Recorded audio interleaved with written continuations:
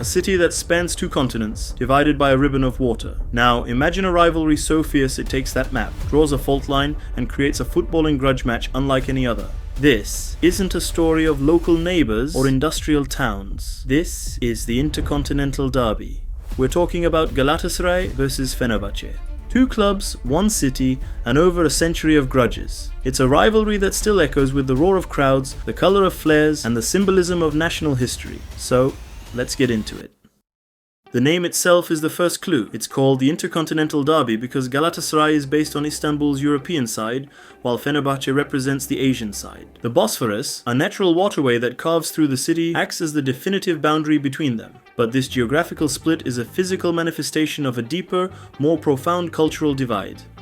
The true origins of this animosity are rooted in the club's founding stories. Galatasaray was founded in 1905 by students of the prestigious Galatasaray High School. This institution was a pioneer in Turkish sports history, established in the heart of the European district Beyoğlu and linked to the Ottoman Empire's western-facing elites. The club's name was born after a match where spectators reportedly called them the Gentlemen of Galata Palace, a nickname that speaks to an elite, respected origin. In contrast, Fenerbahçe was founded just a couple of years later, in 1907, in the Kadıköy district on the Asian side. Their early existence was clandestine, shrouded in secrecy under the oppressive rule of Sultan Abdülhamit II, who had forbidden Turkish youth from forming clubs. This secrecy positions Fenerbahçe as a more populist, grassroots club, representing the indigenous, Anatolian side of Istanbul. While Galatasaray's origins are public and sanctioned, Fenerbahçe's are secret and almost rebellious. The way the club's identities evolved only deepened this schism. Fenerbahçe's original colours were yellow and white, like the daisies on the peninsula where they were founded, and their first emblem was the local lighthouse. However, in 1910, the colours were changed to the now iconic yellow and navy, and a new emblem was designed by player Topuz Hikmet. This new crest, featuring a heart for love and an oak leaf for strength, represents a deliberate shift away from a purely geographical identity to a more abstract, internal one of passion and power. This foundational narrative of being the people's club, forged in secrecy, provides a powerful counterpoint to Galatasaray's image as the gentlemen of the palace.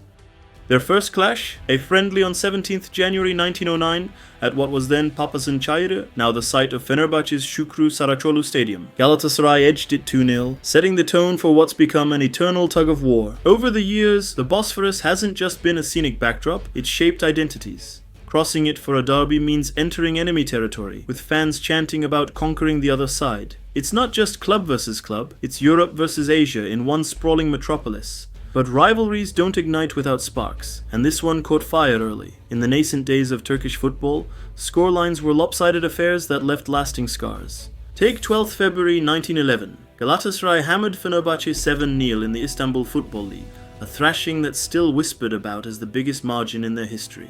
Galatasaray started with only 6 players due to a storm delaying the ferry from the European side, and Fenerbahçe ended with 9 after an injury, yet the Lions roared on. Not to be outdone, Galatasaray dished out another 6-0 drubbing on the 4th of May 1913. These early humiliations planted seeds of resentment, turning what started as a derby of friendship into something far fiercer. By the 1930s, the bad blood was boiling over. On 23rd February 1934, a supposed friendly at Taksim Stadium descended into chaos. Hard fouls escalated into full-blown fights between players, with the referee abandoning the match amid riots. Newspapers like Milliyet headlined it as a police chase, not football. Fans clashed, and the era of polite derbies was over. This incident marked a shift. No more handshakes or shared laughs. From then on, the Intercontinental Derby became synonymous with intensity, where even friendlies felt like battles for supremacy.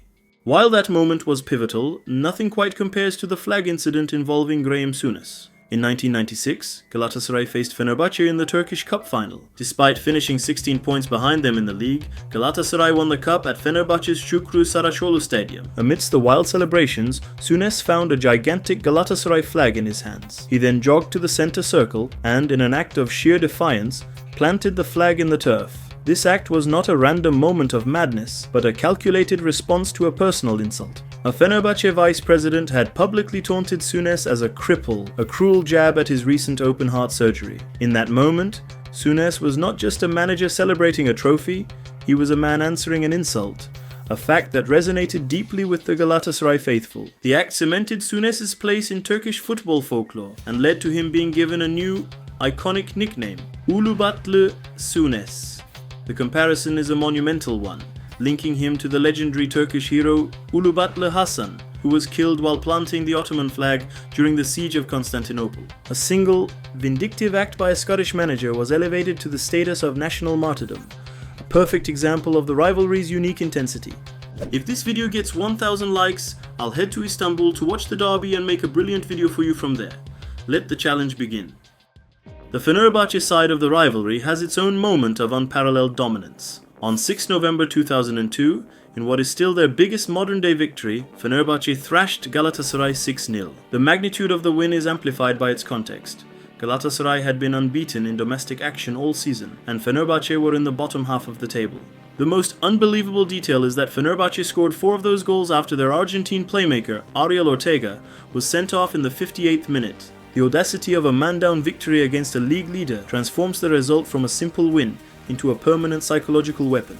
The scoreline is now a constant, enduring source of pride for one side and a source of deep-seated humiliation for the other, irrefutable proof of superiority on that iconic night. The 2010s brought perhaps the most chaotic title decider. In the 2011-12 Super League season, a new playoff format pitted the top teams in a mini-league. On May 12, 2012, at Şükrü Saraçoğlu, Fenerbahçe hosted Galatasaray in the final showdown. A goalless draw handed the title to Galatasaray, but what followed was pandemonium. Enraged Fenerbahçe fans invaded the pitch, hurling seats and clashing with police, who formed a shield wall to protect the Galatasaray players. Riot shields were deployed as flares lit up the night, and the Turkish Cup was hastily presented in the dressing room to avoid further violence. Galatasaray stars scrawled "A memory from Kadıköy" on the walls, a taunt that has since become folklore. This wasn't just a match, it was a reminder of how titles in this derby can tip into anarchy. Now let's talk about the stands, because if the pitch is the battlefield, the terraces are the war drums.